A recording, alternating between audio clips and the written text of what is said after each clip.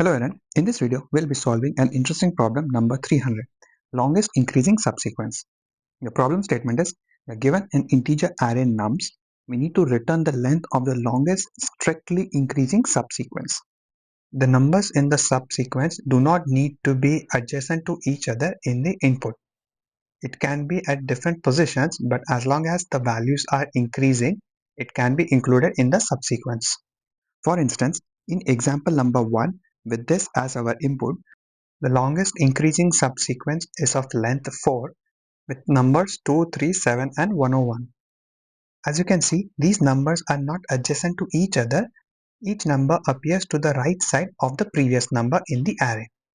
The problem statement is straightforward, but the optimized solution needs a bit thinking. So let's switch to whiteboard and start discussing the solution.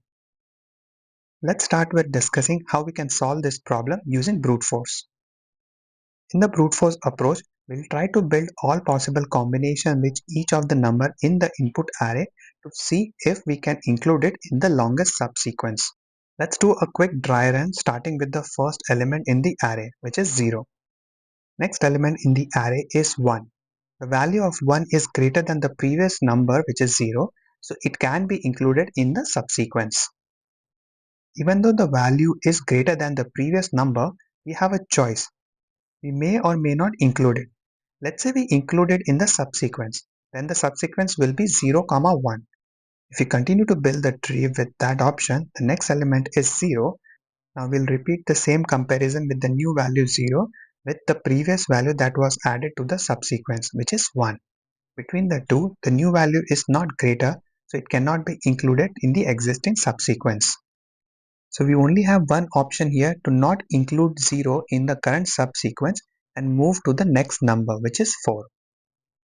We'll repeat the same comparison to check if the value 4 is it greater than the last element, which is 1.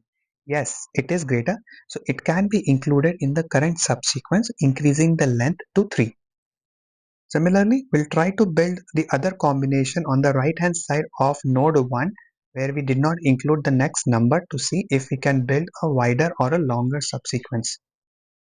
And at any given point of time, if we can't include the number in the existing subsequence, we will compare the current subsequence length with the max length, which is a global variable, and whichever is going to be the larger number will be saved into this variable. Once we have iterated through all of the combinations, at the end we can return the max length as our output. As we have a decision to make at each number whether to include it or not to include it, the overall time complexity of this solution is going to be O of 2 raised to power n, where n is the number of elements in the input array. And the space complexity is O of 1, as we are only using a couple of variables during the recursive calls and the global variable max length to record the maximum length of the subsequence. As the time complexity of this approach is very high, so let's discuss an optimized solution with better time complexity. In the brute force approach, when we were trying to build an entire tree and deciding if we should include the next element to the existing subsequence or not, if we would have continued, there would be a lot of combinations which would have processed multiple times. To avoid those duplicate calculations, we can use a dynamic programming array to store the maximum or the longest subsequence between two numbers and use it to do the lookup if we are trying to extend that subsequence by adding more elements. Let's run a small simulation to understand this approach better. If I look at the first two elements in this array, they are in the increasing order and can be part of a subsequence.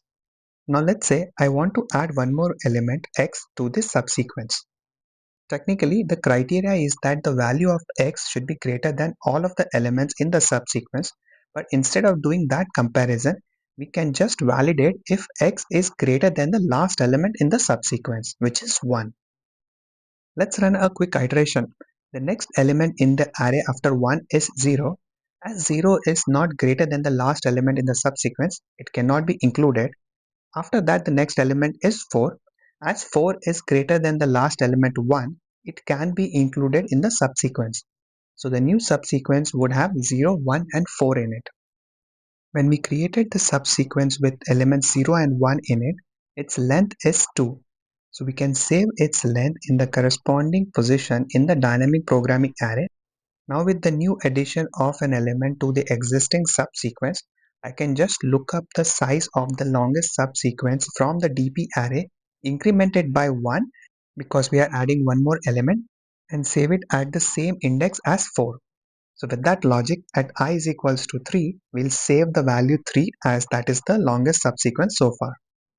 Similarly, we'll continue the iteration on all of the elements in the array and compare its value with the previous elements in the array to decide if it should be included in the subsequence.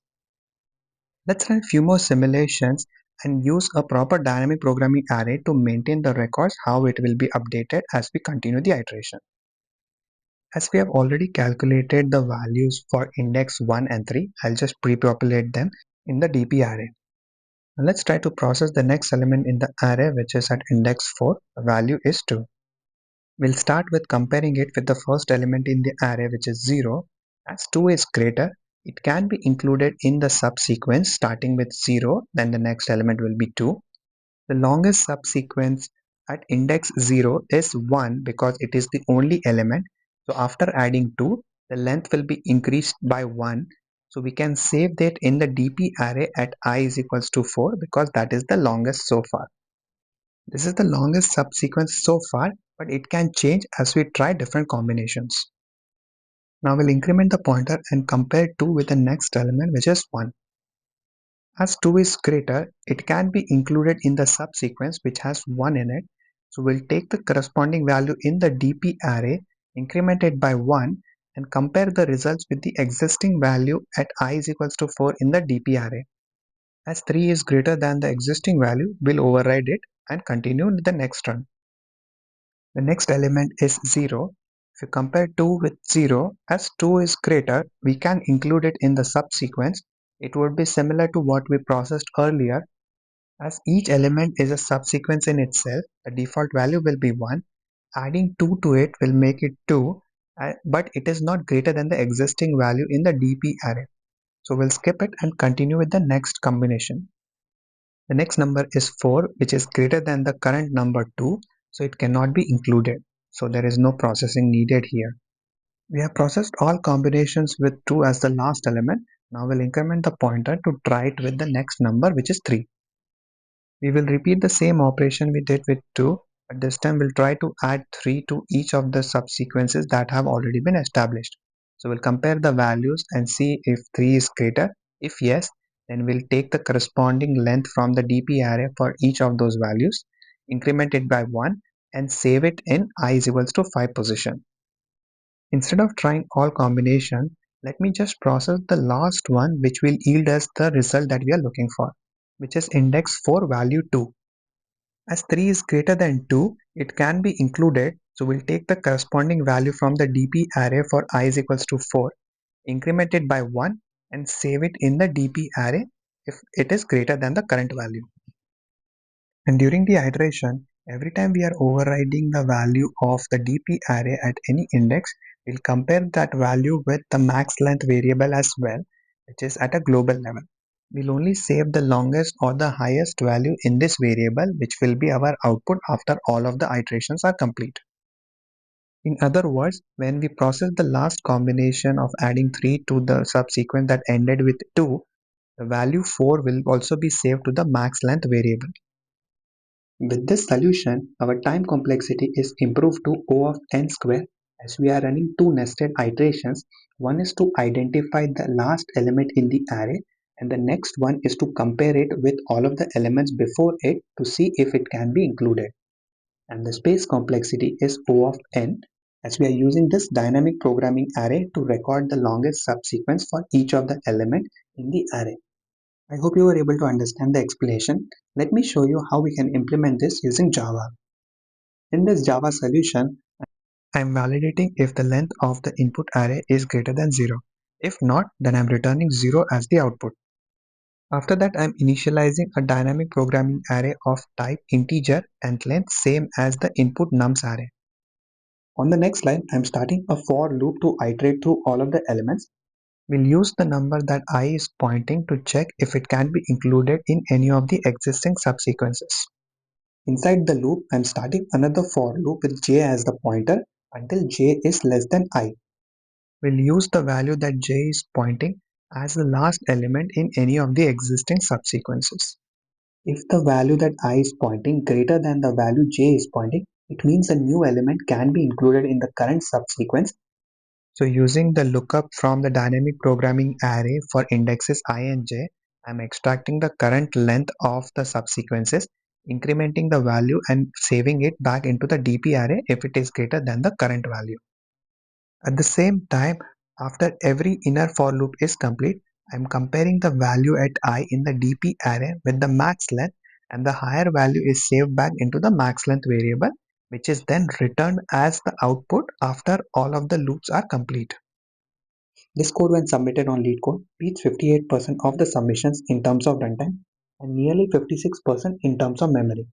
Thank you for watching this video. I hope you were able to understand the explanation. The details to access the source code is available in the description below. Feel free to check that out, and I will see you in the next one. Thank you.